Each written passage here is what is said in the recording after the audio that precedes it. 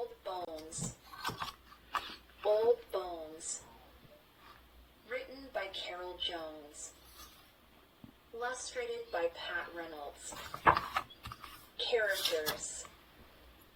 Jackson lives on a farm. He loves the outdoors and a good joke. Sammy is Jackson's twin. She loves reading books. Darcy is visiting from the city. She loves drawing and painting. Sid is Darcy's little brother. He loves to solve mysteries. Chapter 1. Just sniffing about.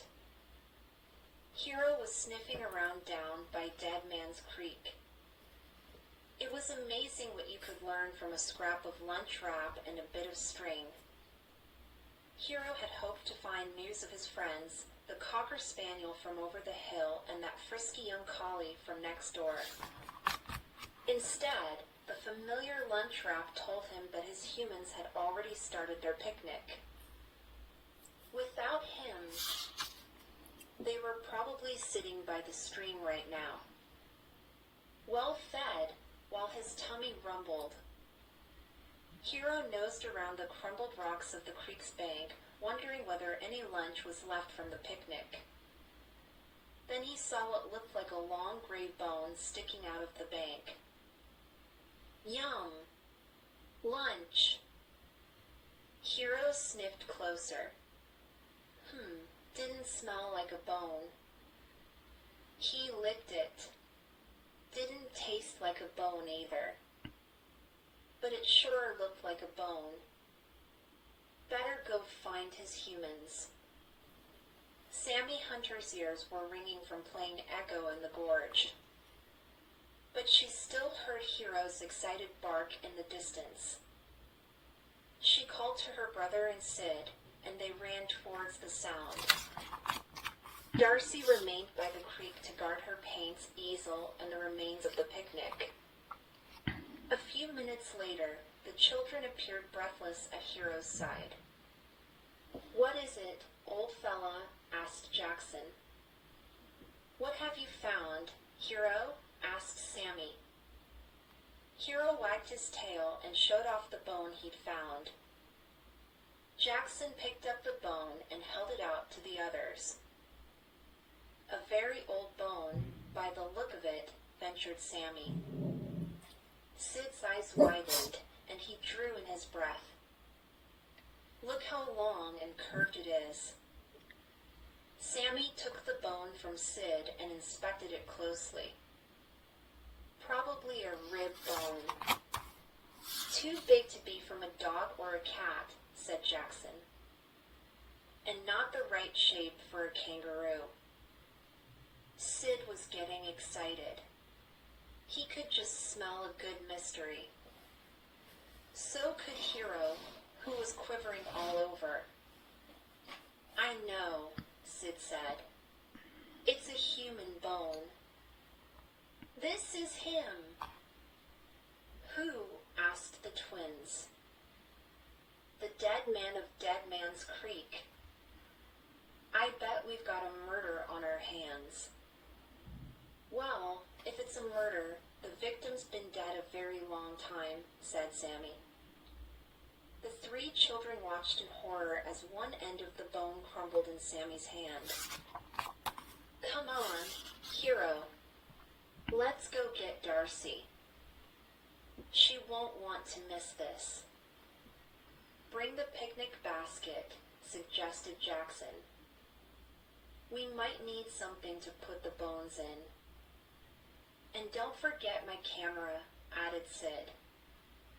"I need to take some pictures of this."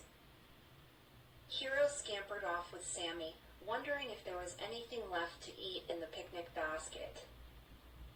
Chicken would be nice. Chapter 2. Some very cold clues. Trust that dog to sniff out a bone. "Even one as old as this," said Jackson after Sammy and Hero had gone. "He's always thinking of his stomach." When Sammy and Darcy returned, the kids talked excitedly as they shared their leftover sandwiches with Hero. "Maybe we should follow Hero's tracks back to where he found it," said Sid. Sid looked hopefully at Jackson. Tracks were something Jackson knew about. His father had been teaching the twins about bush signs since they were 2. It was a skill his grandfather had taught him. Not many people knew how to track in the bush anymore. Besides, Jackson and Sammy knew the area around their farm like Sid knew his way around his Nintendo. That's why Sid and Darcy loved staying at the hunter's place for the summer vacation. It was so different from their city home.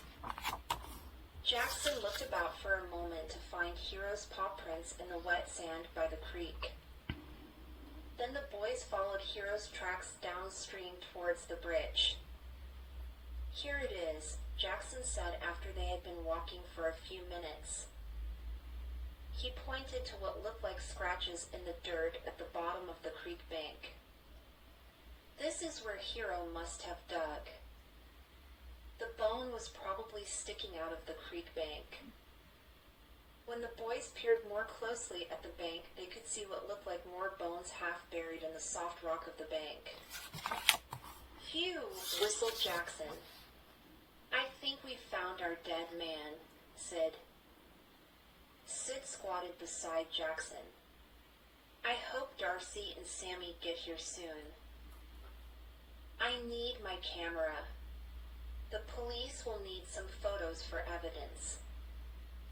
Sid reached out to tug the bone from the soft rock.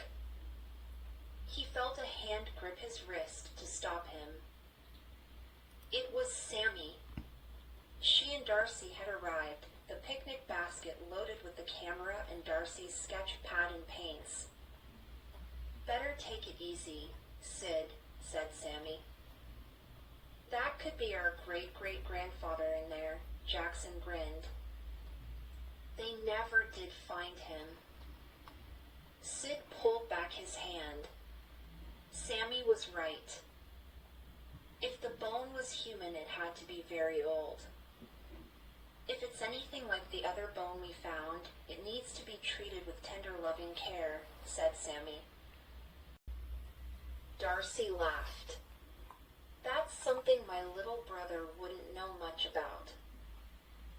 "I would, too," exclaimed Sid. "Males can be nurturing, too, you know."